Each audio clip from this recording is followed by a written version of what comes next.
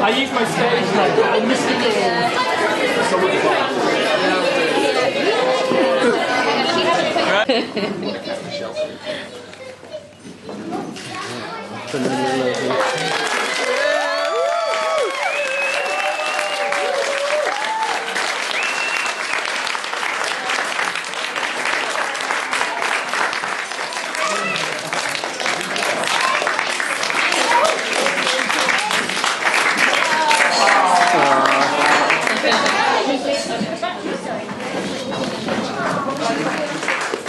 I think Chris and I became aware very early on that our beautiful little Kate was a young lady of unique character.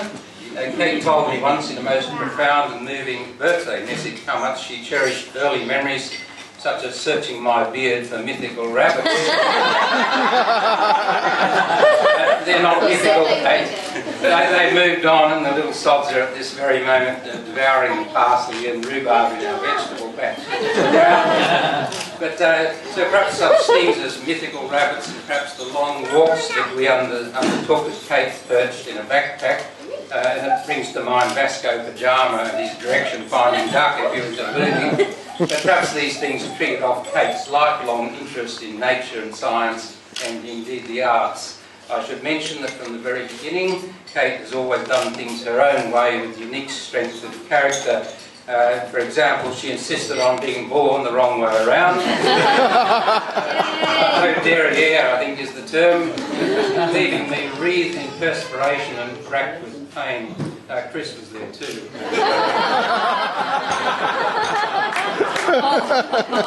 And if there's perhaps one incident which above all reveals this unique strength of character, it concerns the violins. Kate, Sarah and I at one stage learnt Suzuki violin. David was too small and perhaps far too smart to get involved in that sort of thing. I was, of course, fundamentally hopeless, just managing to achieve grade 1, which put me on a par with most 2-year-olds. I can recall one day the violin teacher seizing my violin and peering suspiciously with those funny whole things as if looking for some dying animal. But the girls are much better, and Kate eventually was chosen to perform on her violin at a school concert. I felt proud as she bowed briefly, raised her violin and began the recital. As she did so, the peg on the top string slipped and the string went woefully out of tune. This disaster did not deter our Kate. As I watched with some apprehension, Kate analysed, while still playing, some abstruse Pythagorean divisions of the flat string and repositioned her fingers on it to maintain the basic integrity of the tune. She finished the piece triumphantly and bowed to thunderous applause. My hands are still hurting. And we left the stage. Now, you or I then would have taken that violin and rendered it into a melange of splinters, catgut and shattered pegs. Not so, Kate. She just calmly tightened the peg, retuned the violin and carried on as if nothing had happened. And so she matured into a gracious young lady, a rational, decisive, unflappable problem solver.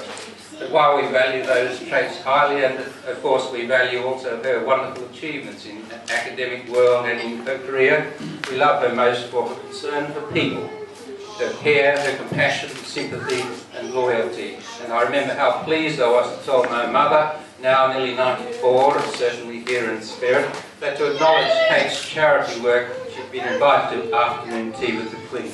Grandma approved. Time passed, and Kate found a young man who valued those precious qualities. Some time ago I received a phone call from Andy asking permission to marry my daughter. I thought, what a gentleman. So, Kate brought Auntie to see us in Dalton after staying with Chris and Bill in Wollongong, and Suzette and I were thrilled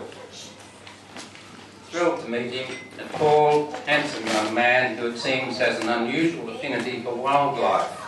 Apparently no sooner had they arrived in Sydney than he was busy packing a koala. Suzette and I took them to Canberra, and in the Botanic Gardens we promptly tripped over a kangaroo. It sat on the lawn, placidly doing camel things with its mouth, as they do, while Andy hopped around taking photos. And And then he found a pond full of water dragons. Don't panic, they're little guys. You're thinking of crocodile. No, these are water dragons. I was disappointed back home to find that our visiting pet echidna, who's called Milligan because he's got lots of spikes, was away somewhere terrorising ants. So you didn't get to meet Milligan. And I must admit I was glad it wasn't the snake season because Andy would surely have encountered one. We occasionally get what's called an eastern brown snake in the backyard. I hasten to reassure you, if you're unfamiliar with our wildlife, that the eastern brown is not the most deadly snake in the world. The second most deadly. Andy could handle that, no problem. So here then was a man with an affinity for wildlife who could absorb the sunrise and the scent of eucalyptus, a man of character and geniality, a man who could cherish our cakes. As they held hands in our garden, we saw a couple in love, two people looking forward to a wonderful future together. Thus, Andy, we're honoured to welcome you into the family, and we wish you both with deep affection and joy all success and happiness in your marriage. So a toast to Kate and Andy. Kate and Andy.